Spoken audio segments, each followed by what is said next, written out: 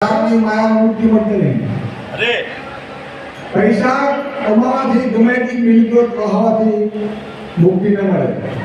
મહાન દાતાને પૃથ્વી વળી મહાન દાતા રાજા હતો ને આખી પૃથ્વીનો રાજા હતો. આખી પૃથ્વી ભરતનો રાજા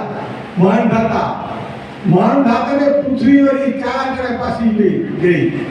એવા ત્યાં ઉઘાડે આ સસા સંપત ના આવે સા એવો મને જોતી છોડી ના કર્યો. આખું જમીન કોઈની થઈ નહીં. આ માયા સર્વે રામની મૂર્ખે માની લીધી મારી. આમ અનેક ચૂપ કર્યા. રાજા મહારાજો કહે ગયા કોઈની ન થાય તારી. એટલે પરમાત્માનું ભજન કરવાનું આપણે હરેક મારે આખી દુનિયાને આપણે બધાને ભક્તિ કરો, નીતિ ધર્મ પાડો, પૂર્ણ કરજો તો આગળ આટલું આવશે. શું આવશે?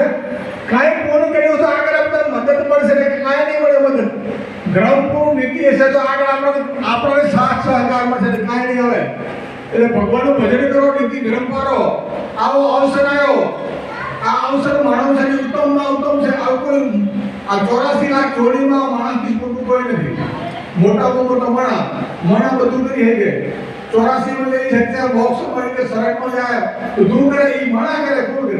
એટલે ભગવાને આપણા આ બહુ આપણા ત્યાગ કરી બહુ ત્યાગ છે. પરમાત્મા આપણા માટે બહુ ત્યાગ કરી છે. એટલે ભગવાનને ભૂલવાની, ભગવાનનું નામ લેવું, ભક્તિ કરવી, ત્યાં ધર્મ રાખવાની. ત્યાં ધર્મ કા મૂળ હે પાપ મૂળ અભિમાન.